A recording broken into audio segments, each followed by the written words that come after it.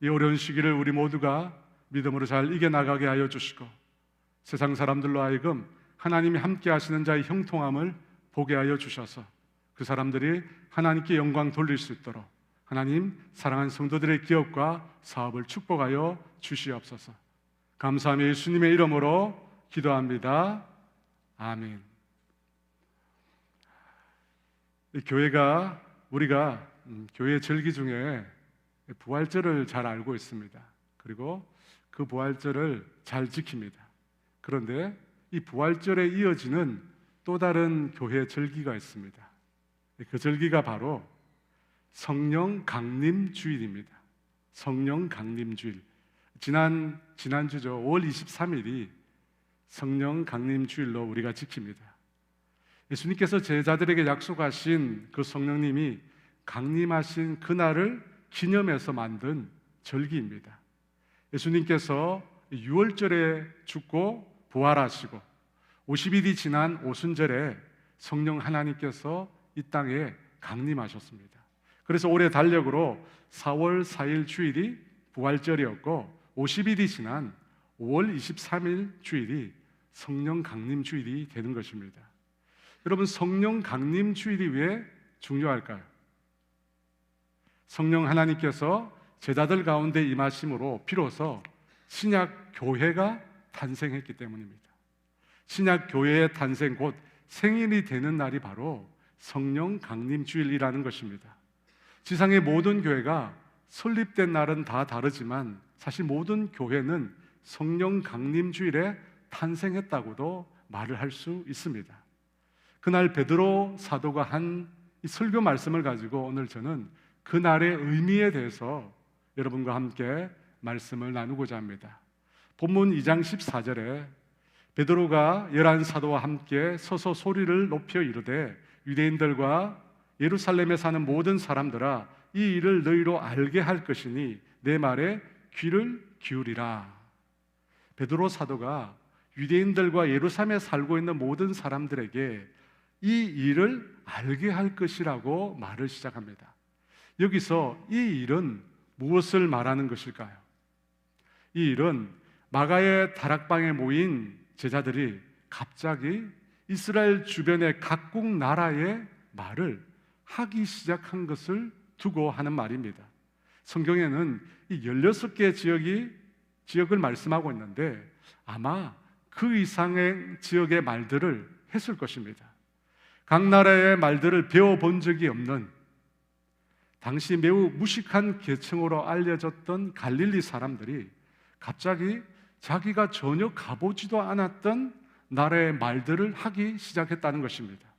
그것도 각기 다른 외국어로 동일한 내용의 말을 선포했다는 것입니다. 어떤 내용의 말을 했을까요? 하나님께서 예수 그리스도를 통해서 온 세상의 구원을 이루셨다라고 하는 하나님의 구원의 큰 일을 그들 모두가 각기 다른 외국어로 선포했다는 것입니다.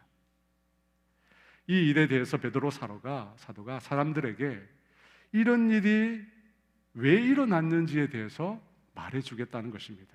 왜냐하면 이 제자들 사이에 일어난 이 기이한 일에 대해서 사람들이 신기해하거나 놀라는 것을 넘어서 당황해하고 또 심지어는 개중에 제자들이 세술에 취해서 헛소리를 한다고 조롱을 했기 때문입니다. 그래서 제자들 중에 대표자인 베드로가 제자들 사이에 일어난 이 일에 대해서 변호하려고 말을 한 것입니다. 15절입니다.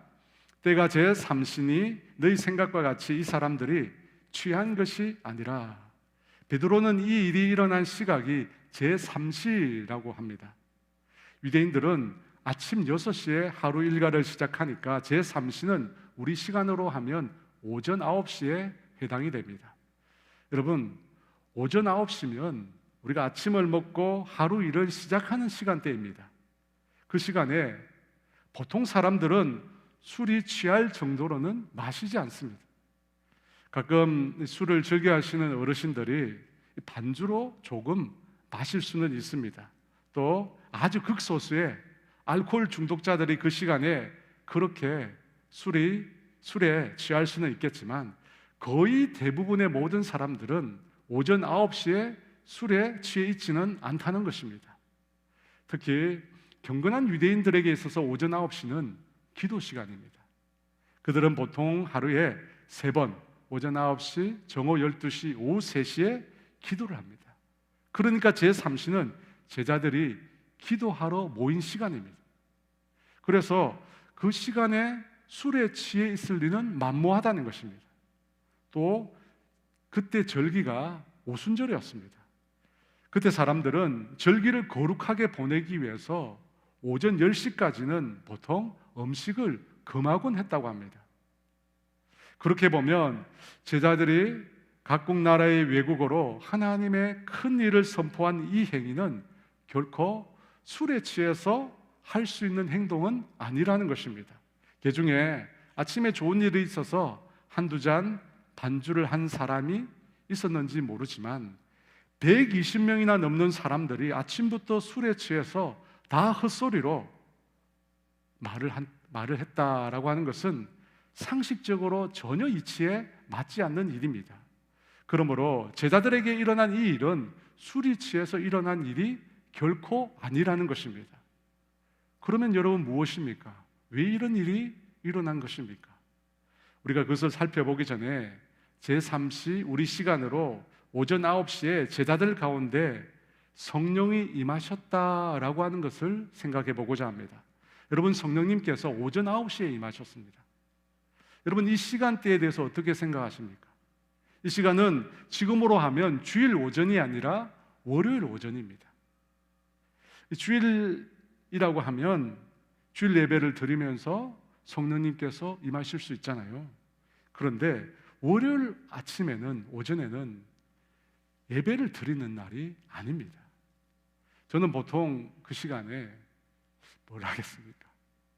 저는 보통 그 시간에 잠을 잡니다. 주일을 지난 월요일 새벽기도 갔다 왔으면 알람을 끄고 고온하게 잠을 잡니다. 그런데 그 시간에 성령님께서 임하셨다는 겁니다.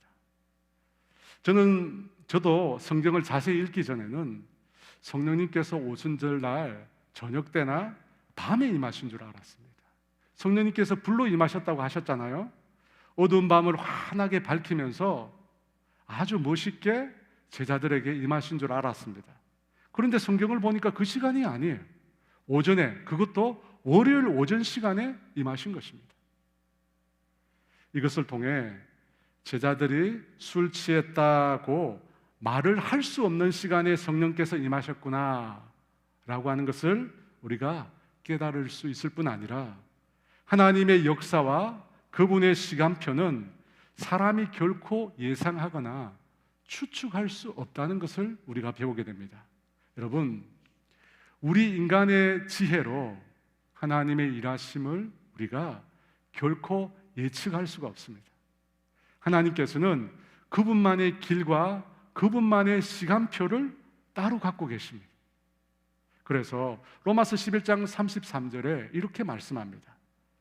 깊도다 하나님의 지혜와 지식의 풍성함이요 그의 판단은 헤아리지 못할 것이며 그의 길은 찾지 못할 것이로다.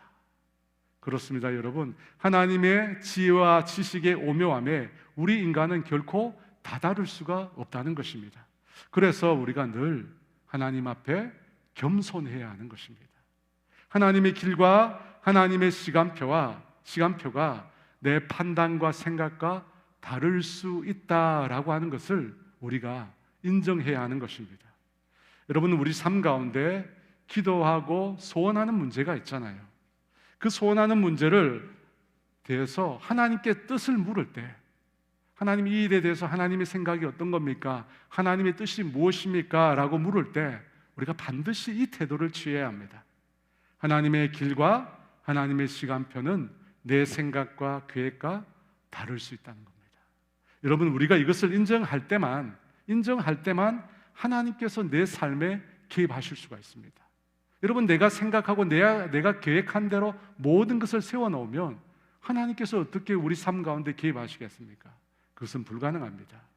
여러분, 하나님의 길과 하나님의 시간표가 내 생각과 계획과 다를 수 있다. 여러분, 이 태도는 성령 충만의 전제가 되는 태도입니다. 성령 충만이 무엇입니까? 성령님으로 채워지는 것입니까? 아닙니다. 성령 충만은 성령님의 다스림과 인도하심을 받는 것입니다. 성령님의 다스림과 인도함을 받기 위해서는 어떻게 해야 합니까? 내 생각과 지식과 경험을 하나님 앞에 내려놓아야 합니다. 그리고 나와 전혀 다른 하나님의 길과 그분의 시간표를 인정할 수 있어야 합니다. 여러분, 그렇게 할 때 비로소 성령 충만 받고 성령님의 다스림과 인도하심을 우리가 받을 수 있다는 것입니다. 저와 여러분이 하나님의 길과 하나님의 시간표를 겸손히 인정하고 그렇게 함으로 성령님의 다스림, 성령님의 인도하심, 그것을 경험하게 되기를 주의 이름으로 축원합니다. 다시 본문 15절로 돌아가서 제자들이 오순절 날 오전 9시에 각 나라 언어로 하나님의 큰 일을 말한 것은 술 취해서 한 행동이 아니었습니다. 그렇다면 이 일은 도대체 왜 어떻게 해서 일어난 것일까요? 본문 16절 17절입니다. 이는 곧 선지자 요엘을 통해서 말씀하신 것이니 일렀으되 하나님이 말씀하시기를 말세에 내가 내 영을 모든 육체에 부어 주리니 너희의 자녀들은 예언할 것이요 너희의 젊은이들은 환상을 보고 너희의 늙은이들은 꿈을 꾸리라. 베드로 사도는 제자들에게 일어난 이 일이 요엘 선지자가 말한 말세에 일어난 일의 성취라고 지금 말을 하고 있습니다. 여러분, 요엘이 누굽니까? 요엘은 여호와는 하나님이시다는 뜻의 이름을 가진 선지자였습니다. 그는 예수님이 오시기 전 주전 4세기경에 활동했던 선지자로 추측이 됩니다. 그가 쓴 요엘서를 보면 당시 유다는 극심한 가뭄과 메뚜기 재앙을 겪고 있었습니다. 그 재앙을 겪고 있으면서 요엘은 마지막 날에 관한 심판의 환상을 보게 됩니다. 그리고 그것을 기록한 것입니다. 그 내용이 요엘서 2장 28절에서 32절입니다. 그런데 그 환상의 내용을 베드로가 지금 거의 그대로를 인용하고 있습니다. 여러분, 그것이 오늘 본문 사도행전 2장 17절에서 21절 말씀입니다. 그러면 요엘이 본 마지막 날의 환상, 여러분, 그것은 어떤 것이었을까요? 다시 17절입니다. 우리 함께 읽습니다. 하나님이 말씀하시기를 말세에 내가 내 영을 모든 육체에 부어주리니 너희의 자녀들은 예언할 것이요 너희의 젊은이들은 환상을 보고 너희의 늙은이들은 꿈을 꾸리라. 그 환상의 첫 번째 내용은 말세라는 것입니다. 하나님께서 말세를 먼저 언급하셨습니다. 하나님이 말씀하시기를 말세에, 사실 요엘서에는 그 후에라고 나오는데 베드로 사도가 그것을 말세라고 고쳤습니다. 왜냐하면 구약 성경에 나오는 그 후나 혹은 그날 혹은 여호와의 날은 모두 마지막 때를 지칭하는 표현이기 때문입니다. 여러분, 우리가 흔히 말세라고 하면 그것이 세상의 마지막 때를 말하는 동시에 그때가 되면 세상에 심판이 있을 것이라고 우리가 생각합니다. 여러분, 그렇죠? 마지막 때가 되면 심판이 있을 것이라고 우리가 흔히 생각합니다. 정확히 맞는 말입니다. 그래서 본문 19, 20절에 보면 마지막 날의 심판에 관해서 이렇게 묘사합니다. 또 내가 위로 하늘에서는 기사를 아래로 땅에서는 징조를 베풀리니 곧 피와 불과 연기로다. 주의 크고 영화로운 날이 이르기 전에 해가 변하여 어두워지고 달이 변하여 피가 되리라.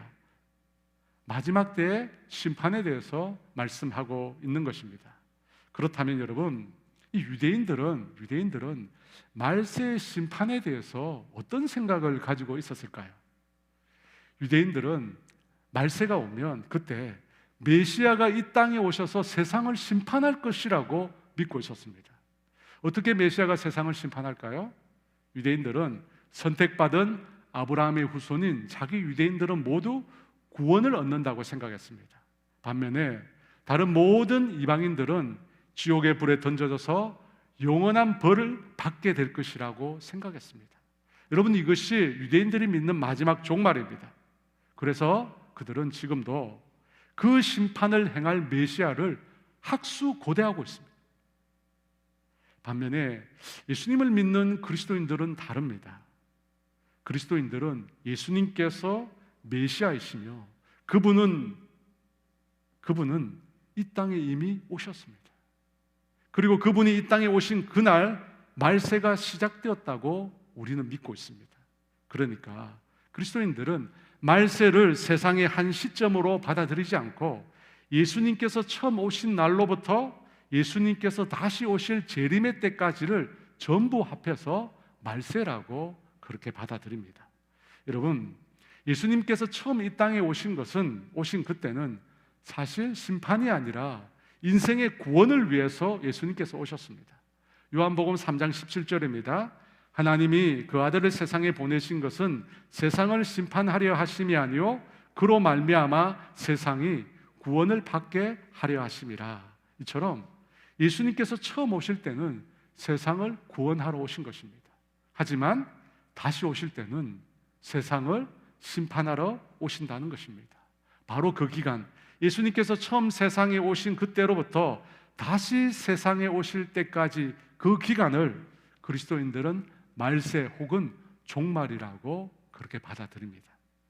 유대인들과 비교해 보면 메시아가 세상을 심판하러 오신다라고 하는 면에서는 같지만 유대인들은 메시아가 이미 오셨다는 것을 믿지 않습니다.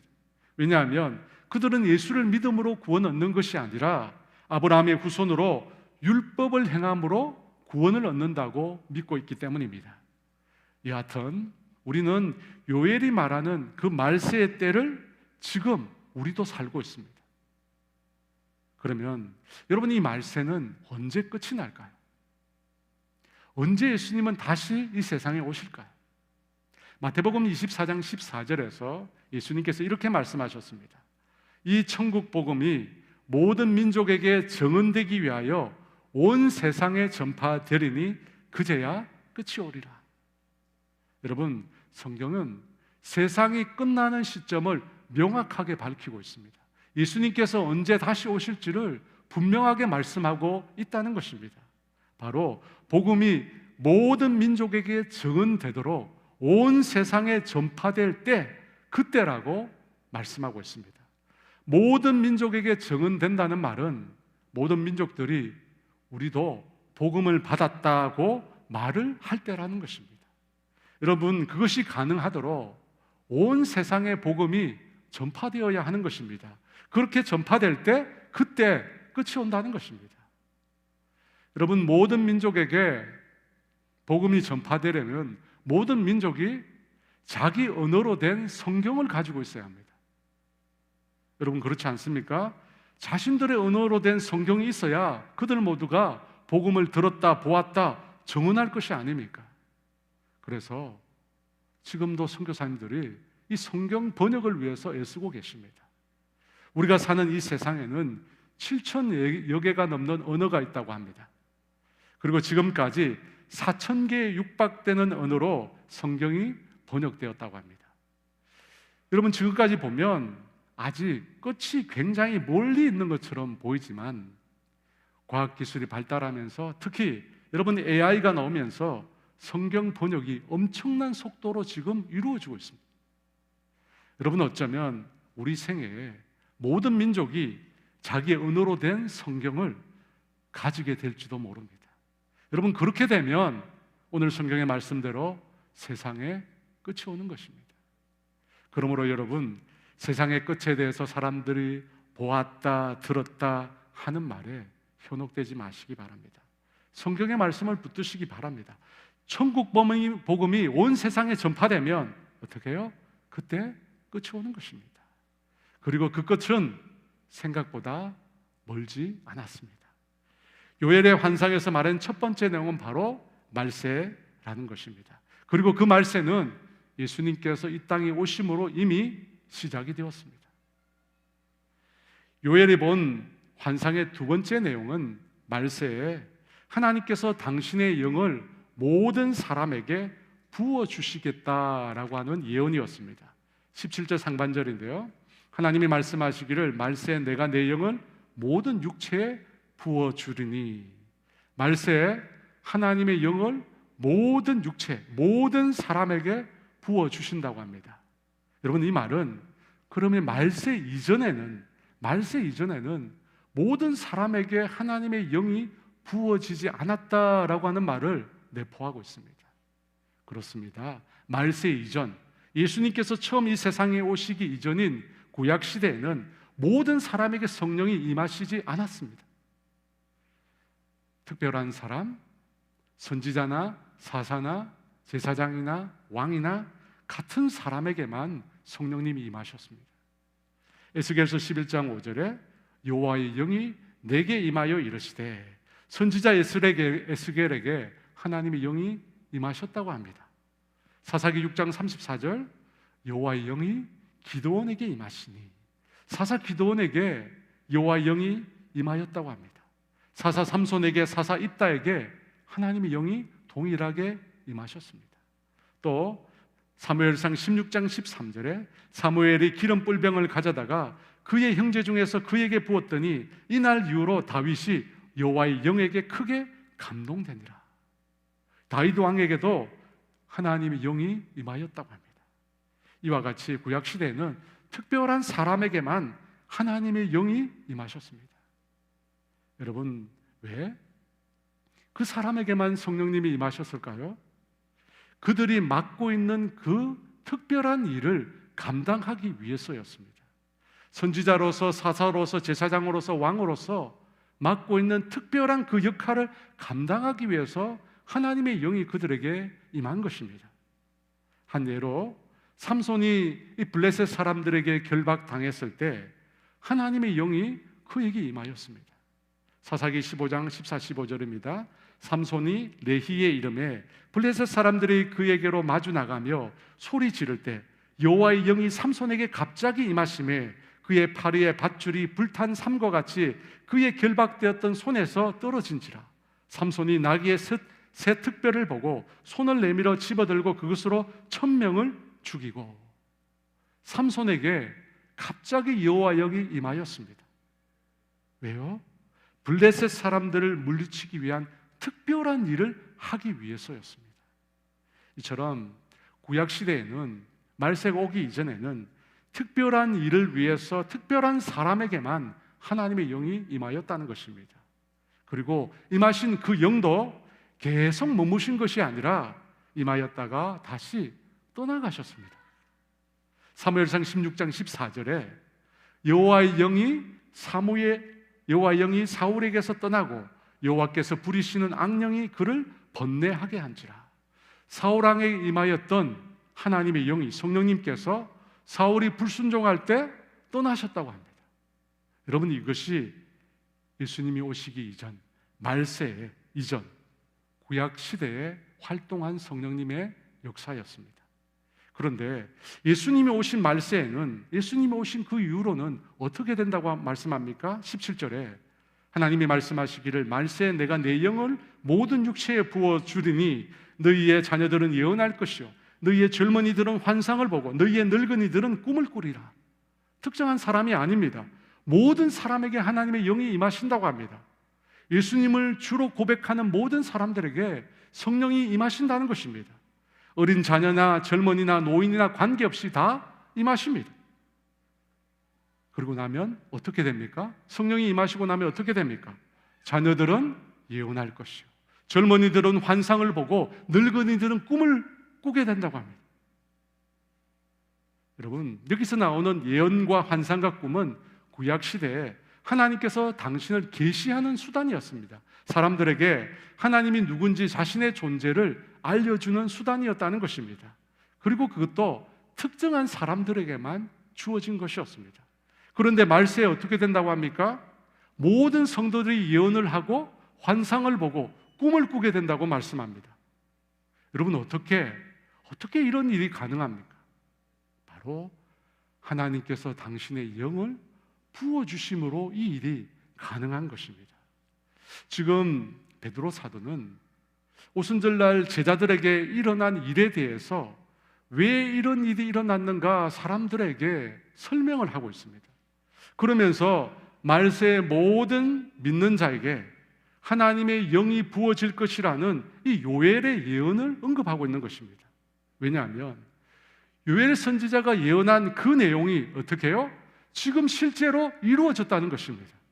다름 아닌 이 제자들에게 일어난 이 일이 제자들이 각기 다른 언어로 하나님의 큰 일을 말하는 이 이적이 요엘의 예언에서 말하는 것과 같다는 것입니다. 어떻게 같습니까? 먼저 지금이 말세이기 때문입니다. 예수님께서 이 세상에 오셔서 십자가로 인생의 구원을 이루셨습니다. 구원을 이루시고 하늘로 승천하셨습니다. 이제 남은 것은 예수님께서 이 세상을 심판하러 오실 일만 남아 있습니다. 그래서 지금이 예수님께서 승천하신 그 이유가 지금이 말세라는 것입니다. 예수님께서 세상에 처음 오신 그때로부터 다시 오실 때까지 말세이기 때문입니다.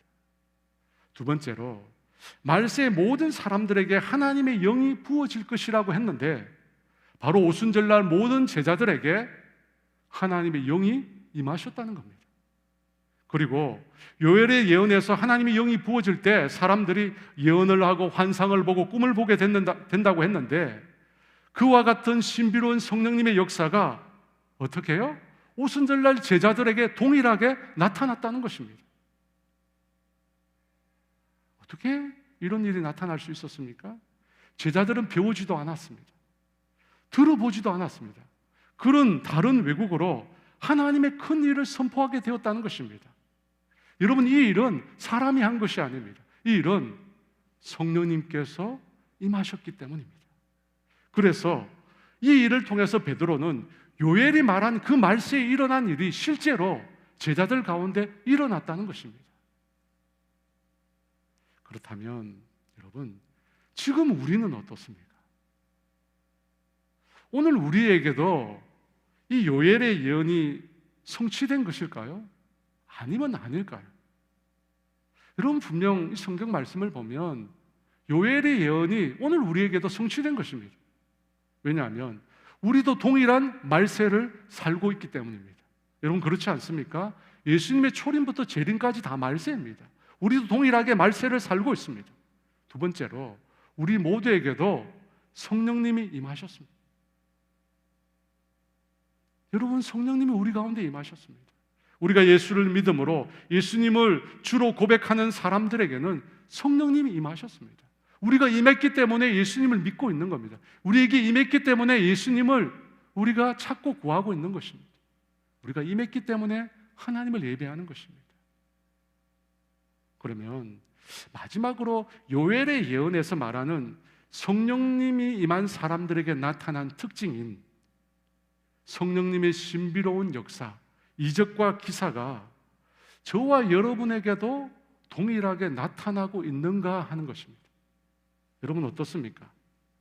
요엘의 환상에서 나온 그 예언과 환상과 꿈이 우리에게 나타나고 있습니까? 오순절날 제자들에게 나타난 각기 다른 언어로 각 사람이 하나님 나라의 일을 선포하는 그 일이 우리에게 나타나고 있습니까? 여러분, 왜 우리에게는 나타나지 않는 것일까요? 분명히 우리에게도 성령님이 임하셨는데 왜 성령님이 행하시는 그 놀라운 신비로운 역사들이 우리에게는 나타나고 있지 않는 것일까요? 주님께서 오순절에만 그렇게 역사하고 그 다음부터는 그렇게 하지 않는다고 말씀하셨기 때문일까요? 여러분, 그렇지 않습니다. 사도행전 2장 이후를 읽어보면 수없이 많은 이적과 기사가 그리스도인들을 통해서 일어난 것을 우리가 확인할 수 있습니다. 그러면 왜 우리에게는 나타나지 않는 것일까요? 왜 우리에게는 하나님의 놀라운 이적과 기사가 우리 삶에 나타나지 않는 것일까요? 첫 번째 이유는 여러분, 우리가 성령 충만하지 않기 때문입니다. 여러분, 구약에서의 성령님의 임하심은 신약에서는 두 가지로 나타납니다. 구약의 성령님의 임하심은 신약에서 두 가지 형태로 나타납니다. 하나는 성령 세례고 하나는 성령 충만입니다. 성령 세례는 우리가 예수님을 믿을 때 우리를 거듭나게 하는 성령님의 역사를 말합니다. 그것은 단회적으로 단 한 번만 일어납니다. 성령 세례라고 하잖아요. 세례라고 하는 말이 죽고 사는 것입니다. 그래서 성령 세례는 성령님에 의해서 우리가 새로운 피조물로 거듭나는 역사를 말하는 것입니다. 여러분, 그것은 반복되지 않습니다. 또 두 번째 한 가지는 성령 충만입니다. 여러분, 성령 충만이 무엇이라고 했습니까? 채워지는 것이 아니라고 했잖아요. 성령님의 다스림과 인도하심을 말한다고 했습니다. 오순절날 이 마가의 다락방에 모인 제자들에게 성령님이 임하실 때 어떤 일이 일어났을까요? 사도행전 2장 4절입니다. 우리 다 같이 있습니다. 그들이 다 성령의 충만함을 받고 성령이 말하게 하심을 따라 다른 언어들로 말하기를 시작하니라. 제자들이 다 성령 충만함을 받고 어떻게 되었다고 합니까? 성령님이 말하게 하심을 따라서 그들이 각기 다른 언어도 말을 하게 되었다고 합니다. 성령 충만의 결과가 무엇인가? 성령님이 하게 하심을 따라서 그들이 행했다는 것입니다. 여러분, 성령 충만은 불 받았다고 벌쩍벌쩍 뛰는 것이 아닙니다. 성령 충만은 성령님이 하시게 하는 대로 행하는 것입니다. 충만이라고 하는 표현에서 알 수 있듯이 성령 충만은 성령님에 의해서 온전히 내가 다스려지는 것입니다. 내 자아가 성령님께 완전히 순복하는 것입니다. 여러분, 그것이 성령 충만입니다. 그와 같은 성령 충만을 입을 때, 우리 자아가 온전히 성령님께 순종할 때, 그때 성령님의 능력의 역사가 우리 가운데 나타나는 것입니다. 사도행전 6장 8절에 보면 스데반 집사가 성령 충만하여 큰 기적과 이적을 행했다고 성경이 말씀합니다. 그리고 나서 많은 유대인들과 논쟁을 하게 됩니다. 일대 다수로 복음을 두고 논쟁을 했다는 것입니다. 그런데 어떻게 될까요? 일대 다수로 그가 논쟁했습니다. 사도행전 6장 10절에 스데반이 지혜와 성령으로 말함을 그들이 능히 당하지 못하여. 왜? 율법에 정통한 많은 사람들이 스데반 집사 한 명을 당하지 못했을까요? 스데반이 사람의 지혜가 아니라 성령님의 지혜로 말했기 때문입니다. 성령이 말하게 하심을 따라서 그가 말을 했기 때문입니다. 그래서 유대인들이 그를 이기지 못한 것입니다. 사도행전 8장 6절과 7절에 보면 사마리아 성에 내려가는 이 빌립 집사에 관한 말씀이 나옵니다. 무리가 빌립의 말도 듣고 행하는 표적도 보고 한 마음으로 그가 하는 말을 따르더라.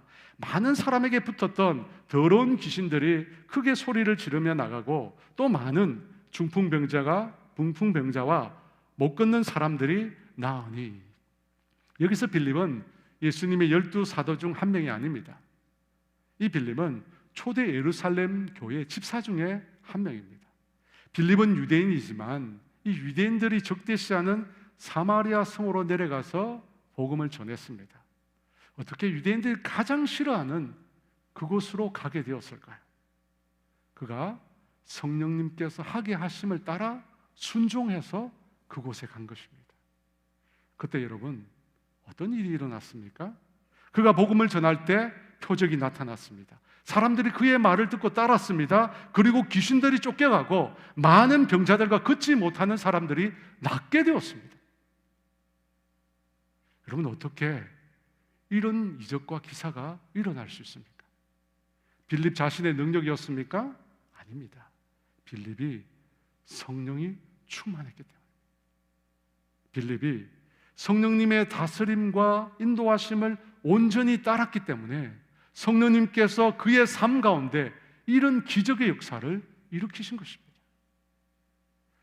여러분, 왜 제가 12명의 사도를 놔두고 초대교회 집사님들을 언급했을까요?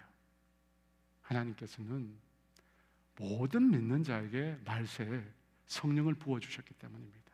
여러분, 성령 충만은 특정한 사람들의 전유물이 아닙니다. 목회자들, 선교사들, 특정한 부류의 사람들만 성령 충만 받으라는 것이 결코 아닙니다. 여러분, 그런 사고를 가지고 있다면 여전히 구약 시대에 살고 있는 것입니다. 모든 성도는, 말세의 모든 성도는 성령 충만해야 합니다. 왜 우리가 성령 충만해야 합니까? 여러분, 이 말세를 우리가 살아내기 위해서입니다. 여러분, 성령 충만하지 않으면 우리가 지금 살고 있는 이 세태를 우리가 올바로 살아낼 수가 없습니다. 여러분, 그렇지 않습니까? 여러분, 이 세대를 우리가 어떻게 살아냅니까? 성령 충만해야지. 성령 충만해서 성령 충만한 그리스도인이 되어야지. 여러분, 이 마지막 세대 우리가 그리스도의 증인으로 살아갈 수 있는 것입니다. 여러분, 바로 그 목적을 위해서 말세 하나님께서 성령님을 그의 자녀들에게, 그를 믿는 성도들에게 부어주신 것입니다. 그러므로 사랑하는 여러분, 성령 충만을 사모하시기 바랍니다. 성령 충만하게 되는 저와 여러분 되기를 원합니다. 여러분, 두 번째, 왜 우리를 통해서는 성령님의 놀라운 이적과 기사가 일어나지 않는가? 두 번째 이유는 우리가 성령님이 행하시는 그 역사를 사실 사모하지 않기 때문입니다. 오순절날 성령님께서 제자들에게 임하시고 제자들이 성령 충만하여 성령이 말하게 하심을 따라서 각기 다른 나라의 언어로 하나님의 큰 일을 선포할 때 그것을 본 세상 사람들의 반응이 어떤 것이었습니까? 처음에는 신기했습니다. 놀라워했습니다. 그리고 당황했고 개중에는 제자들이 세술에 취했다고 조롱하기도 했습니다. 여러분, 이 땅의 많은 그리스도인들은 세상을 사는 중에 두드러지기를 원치 않습니다. 다른 세상 사람들과 크게 구분되어 사는 것을 원치 않는다는 것입니다. 왜냐하면 지금 세상이 예수를 믿는 사람들을 좋아하지 않기 때문입니다. 그래서 많은 그리스도인들이 신앙을 가졌다고 해서 뭔가 특별한 사람처럼 보이기를 원치 않는다는 것입니다. 흔히 하는 말로 사람들의 눈에 광신자 혹은 예수쟁이로 보여지기를 원치 않는다는 것입니다. 그래서 아주 일반적이고 상식적이고 이성으로 이해 가능한 범주 내에서만 우리가 신앙생활을 하려고 합니다. 여러분, 그런 분들에게 신비로운 세계, 하나님께서 행하시는 놀라운 이적과 기적과 같은 일들은 그다지 매력적으로 보이지 않습니다. 그래서 그들은 사모하지 않습니다. 근데 여러분, 우리 신앙생활은 눈에 보이는 세계 외에 영적인, 눈에 보이지 않는 영적인 세계가 있습니다. 또 일반 은총 영역, 우리가 이성으로 이해할 수 있는 일반 은총 영역 외에도 오직 믿음으로만 볼 수 있는 초월적이고 특별한 하나님의 역사가 있습니다. 여러분, 우리가 이 두 가지를 다 인정할 줄 알아야 합니다. 눈에 보이는 세계와 영적인 세계, 이성으로 이해하는 일반 은총적인 영역과 믿음으로만 볼 수 있는 특별한 하나님의 역사, 여러분, 이 두 가지를 다 인정하고 우리가 균형을 맞추어야 합니다. 그래서 병을 고치러 병원에 가야 합니다. 그리고 또 어떻게 해야 합니까? 기도해야 합니다. 기도해야 합니다. 두 가지를 다 해야 합니다. 한쪽으로만 하려는 사람들이 있습니다. 그래서 병원에 안 가고 예수님이 고쳐주신다, 예수님이 고쳐주신다, 기도만 하는 분들이 있습니다. 여러분, 그것은 바르지 않습니다. 반면에 성령님께서 행하시는 놀라운 이적과 기사를 믿지 않는 분들도 많이 있습니다. 여러분, 성령님은 우리 가운데 놀라운 일을 행하기를 원하십니다. 그래서 여러분, 말세에 하나님이 성령을 우리에게 부어주신 것입니다. 그러므로 우리가 그 이적과 기사도 사모해야 합니다. 왜냐하면 여러분, 제3시에 제가 언급했듯이 하나님의 역사는, 하나님의 일하심은 우리의 생각과 다릅니다. 우리가 생각하지 못하는 놀라운 곳에서 놀라운 역사를 하나님이 이루시는 분이시기 때문입니다. 사도행전 4장에 보면 이 베드로와 요한이 나면서 한 번도 걷지 못한 사람을 고쳐준 일 때문에 공회에 나가서 신문을 당합니다. 그리고 나서 그들이 풀려나서 제자들이 모여 있는 곳에 갔는데 그때 제자들이 함께 기도를 드립니다. 핍박이 일어날 때, 초대교회 성도들이 함께 기도했습니다. 그 내용 중에 이런 기도의 내용이 있습니다. 사도행전 4장 30절 말씀 같이 있습니다.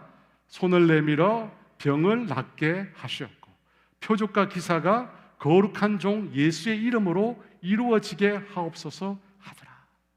여러분, 초대교회 성도들은 병 낫기를 기도했습니다. 표적과 기사가 예수님의 이름으로 일어날 것을 간구했습니다. 그들이 그렇게 간구하고 사모했기에 성령님의 기적과 기사가 그들의 삶의 일상이 된 것입니다. 왜냐하면 그와 같은 성령님의 역사를 그들이 사모했기 때문입니다. 사랑하는 여러분, 지금 우리가 살고 있는 이 세태는 초대 예루살렘 교회와 다르지 않습니다. 여러분, 기독교 신앙과 교회가 위기에 직면해 있습니다. 핍박의 상황에 우리 모두가 직면해 있습니다. 동일한 상황입니다. 여러분, 이때 우리에게 무엇이 필요합니까? 도덕과 윤리적인 가르침이 필요할까요? 저는 그것이 전혀 필요 없다고 생각하지 않습니다. 하지만 그것이 과연 이 세상 사람들에게 하나님이 살아계시다라고 하는 것을 보여줄 수 있을까요? 여러분, 아닐 것입니다. 여러분, 지금 우리에게 필요한 것은 초대 예루살렘 교회에서 나타났던 그런 놀라운 성령님의 역사하심이 우리에게 필요하다는 것입니다. 예수님의 이름으로 일어나는 놀라운 성령님의 이적과 기사가 우리에게 지금 필요하다는 것입니다. 성령님이 아니면 도저히 불가능한 일들이 우리에게 일어나야 한다는 것입니다.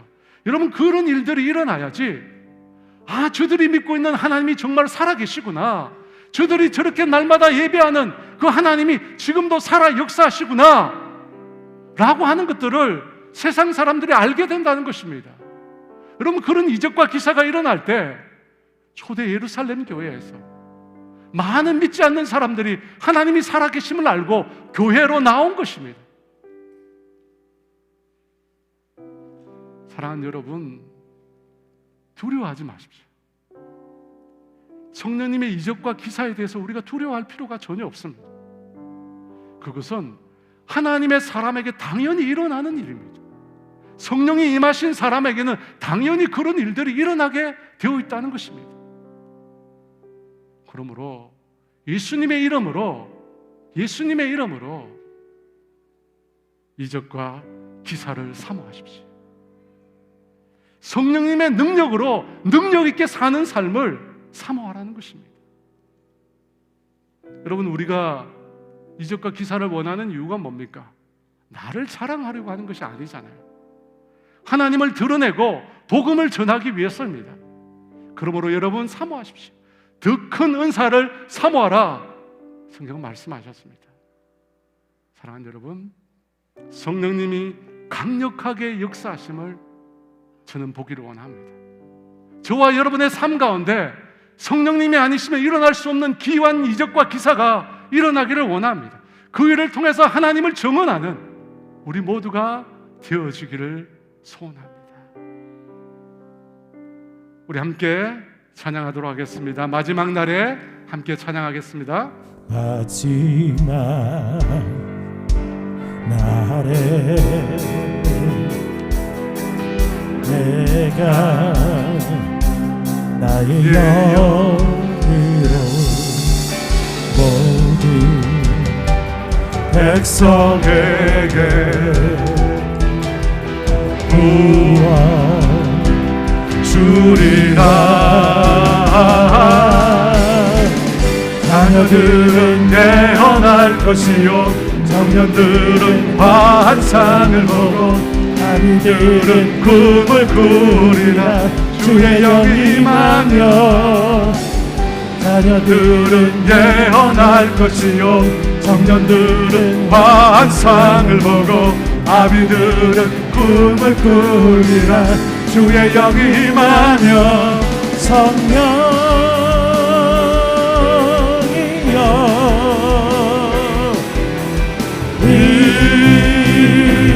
임하소서.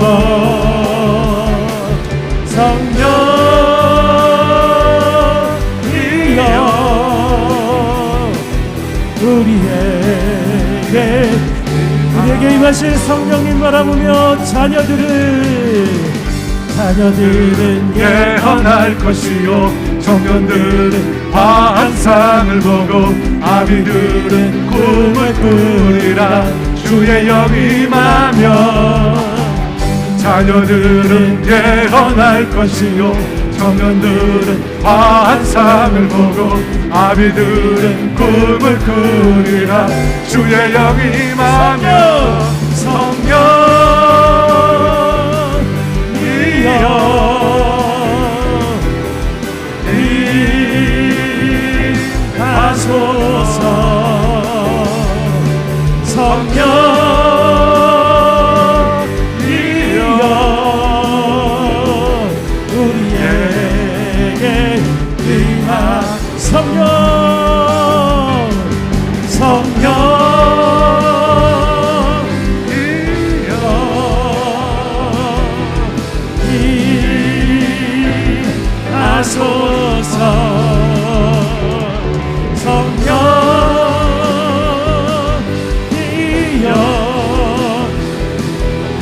우리에게 임하소서.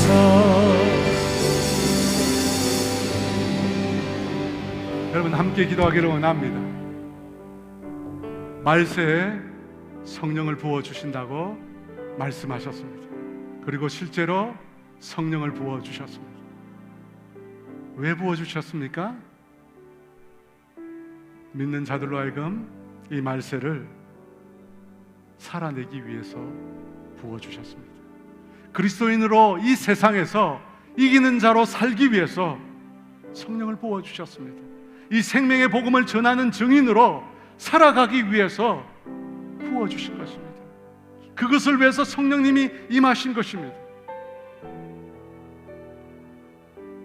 여러분, 이곳에는 아직 성령 세례를 받지 못한 분도 계실 것입니다. 여러분, 그분은 기도하시기 바랍니다. 하나님, 나에게 임하여 달라고, 나로 거듭나게 하여 주시고 영적인 세계가 있다는 걸 볼 수 있도록, 영적인 세계가 있다는 걸 볼 수 있도록 성령님 나에게 임하여 주셔서 세례를 베풀어 달라고 기도하십시오. 여러분, 성령으로 거듭난 분들은 성령 충만을 간구하시기 바랍니다. 성령님의 다스림과 인도함을 받아야 합니다. 성령님이 하게 하심을 따라 온전히 순종해야 합니다. 여러분, 그것이 성령 충만입니다. 그렇게 할 때 우리가 그리스도인으로 살 수 있는 것입니다. 에베소서 5장 18절, 술 취하지 말라 오직 성령의 충만을 받으라 말씀하셨습니다. 명령입니다. 그리고 계속 받아야 한다고 말씀하십니다.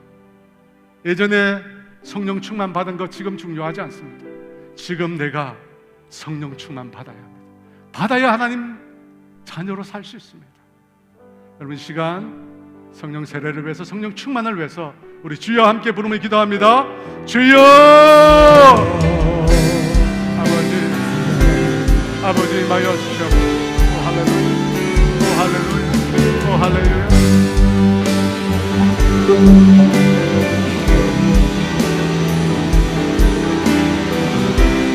성령님 이 시간 임하여 주시옵소서.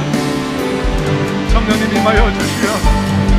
말세에 내가 내 영, 아버지 모든 육체에 부어주는 아버지, 어린 자녀들은 예언할 것이요 젊은이들은 환상을 보고 나이 많은 자들은 꿈을 꾸리라 말씀하셨습니다. 성령이 임하시면, 성령이 임하시면, 성령의 충만을 받으면 그 일이 일어난다고 하였습니다. 주님, 오순절날 아버지 제자들에게 성령이 임하시고 그들이 성령의 충만을 받고 성령이 하게 하심을 따라 각기 다른 나라의 반응으로 하나님의 큰 일을 선포하였습니다. 아버지, 성령이 임하시고 성령 충만을 받으면 하나님 아버지, 스데반을 통해서 하나님의 놀라운 이적과 기사가 일어났습니다. 빌립을 통해서 하나님 많은 사람들이 복음을 받고 변화되었습니다. 빌립을 통해서 중풍병자가 살아나고 아버지, 걷지 못하는 자가 일어나는 역사가 일어났습니다. 하나님 성령 충만 받게 하여 주시옵소서. 이 말세 때, 아버지 마지막 때 아버지, 우리가 성령 충만 받아서 하나님의 자녀로, 하나님의 백성으로 세상을 이기는 삶을 살 수 있도록 주님 도와주시옵소서. 아버지, 세상 사람들이 내가 예수를 믿는 자든지 모르고 아버지 사는 그런 하나님 아버지의 삶을 살지 않게 도와주시옵소서. 내 삶 가운데 하나님이 살아계심을 보게 하시고 내 삶 가운데 하나님의 역사를 보게 하시고 성령 충만한 삶을 살아갈 수 있도록 주님 도와주시옵소서. 아버지 부어주시옵소서. 아버지 시간 우리에게 성령을 부어주시옵소서. 성령의 충만을 부어주시옵소서. 성령의 하게 하심에 순종한 믿음의 사람들 되게 하여 주시옵소서. 그래서 하나님 아버지 주의 자녀로 주님의 백성으로 이 마지막 때 이 마지막 말씀 하나님의 복음의 정인으로 예수님의 복음의 정인으로 담대하게 살아가는 하나님의 자녀들 다 되게 하여 주시옵소서.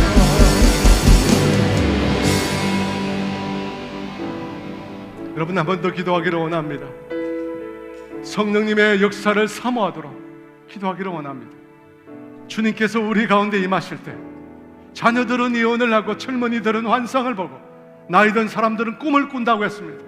성령이 임하실 때 성령이 말하게 하심을 따라 놀라운 은혜로 하나님의 큰 일을 말하게 된다고 합니다. 여러분 성령님으로 인하여 놀라운 이적과 기사가 그리스도인의 삶에 나타난다는 것입니다. 여러분 그것이 정상입니다. 우리는 세상의 기준에 따라 살라고 주님이 우리를 구원하신 거 아닙니다. 세상의 눈에 무난한 존재로 살라고 성령님이 우리에게 임하신 것이 아닙니다. 우리는 성령의 능력으로 이적과 기사를 통해서 이 세상에 하나님의 존재가 있다는 것을 증명하라고 우리를 부르신 것입니다. 능력 있게 살라고 우리를 구원하신 것입니다. 그러므로 여러분 성령님의 능력을, 성령님의 기사를, 성령님의 기적을 사모하시기 바랍니다. 하나님 나를 통해서, 성령님 나를 통해서 하나님만이 하실 수 있는 역사를 일으켜 주시옵소서. 그래서 하나님이 살아계심을 명백하게 증명할 수 있도록 도와달라고, 내 삶 가운데 일하여 달라고, 내 삶 가운데 성령님의 이적과 기사를 일으켜 달라고 우리 주여 한번 부르고 기도합니다. 주여! 아버지 우리를 구원하시고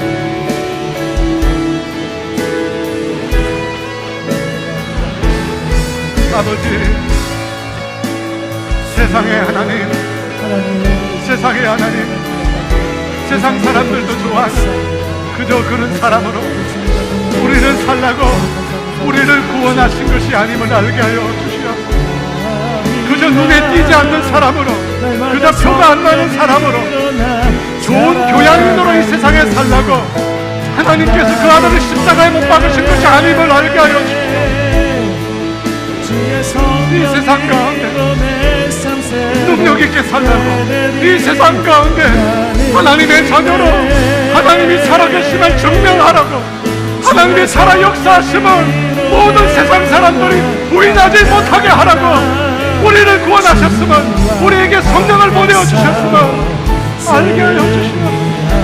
그 일을 위해서 우리를 부르신 것입니다. 그 일을 위해서 우리를 구원하신 것입니다. 그 일을 위해서 성령을 부으신 것입니다. 아버지 도와주시옵소서. 아버지 도와주시옵소서.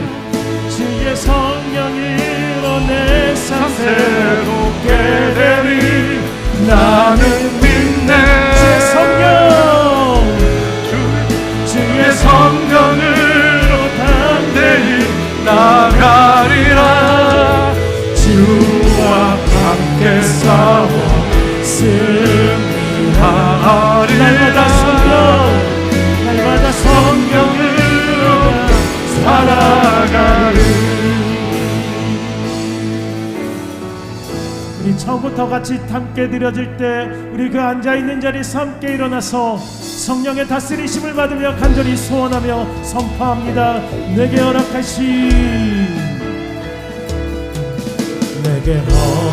허락하신 시련을 통해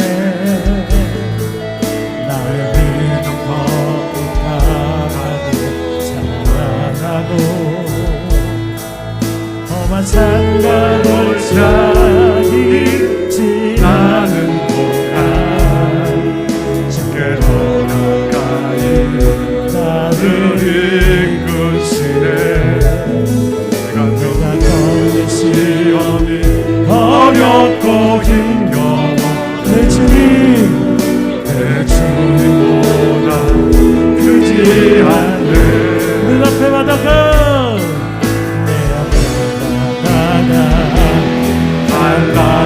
되지 않으면 주가 나로 바라니 어떻게 하리. 나는 믿네. 주의 성령으로 내 선세로 되리. 나는 믿네. 주의 성령으로 담대히 나가리라.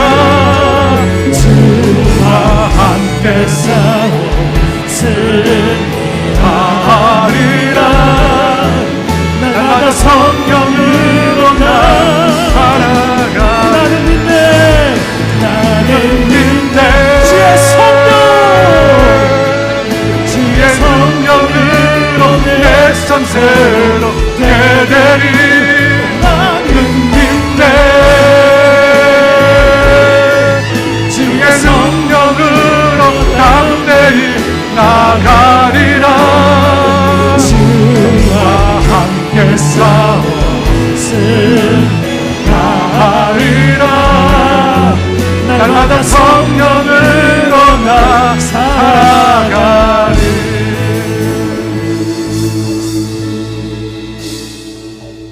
사랑과 은혜가 많으신 하나님 아버지, 주님 우리를 구원하여 주셔서 감사합니다. 십자가에서 그 몸과 피를 다 찢으시고 쏟으시면서 우리를 구원해 주셔서 감사합니다.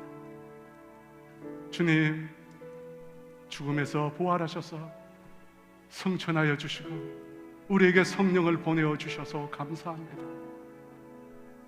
주님이 행하신 그 모든 일, 우리로 하여금 이 말세, 아버지 이 세상이 험악한 이 말세, 예수 믿는 사람으로 하나님의 자녀로 당당히 이 세상을 이기며 살도록 하기 위함이심을 믿습니다. 그저 표도나지 않는 이름뿐인 그리스도인으로 이 세상을 살도록 하기 위함이 아니라 우리의 삶을 통해서 똑똑히 하나님의 존재를 증명하며 하나님이 살아 역사하시며 하나님 우리 가운데 놀라운 역사를 지금도 일으키시는 분이심을 증명하라고 우리를 구원하시고 우리에게 성령을 보내신 줄 믿습니다. 하나님 우리 가운데 임하여 주시옵소서. 아버지 우리 가운데 임하여 주시옵소서. 성령의 충만함을 부어 주시옵소서. 우리의 삶 가운데 우리의 삶을 간통하며 성령님의 이적과 기사가 일어나는 것을 보게 하여 주시옵소서. 지금은 우리 주 예수 그리스도의 은혜와 하나님의 다함이 없는 사랑하심과 성령님의 교통하심과 인도하심과 위로하심, 자신의 삶 가운데 하나님의 존재와 살아계심을 증명하기를 소원하는 예수의 증인으로 살기로 결단하는 사랑하는 성도들 위해 이제로부터 영원토록 함께 하시기를 간절히 축원하옵나이다.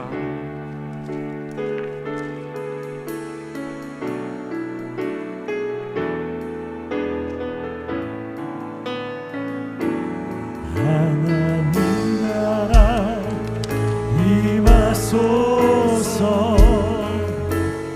영광과 존귀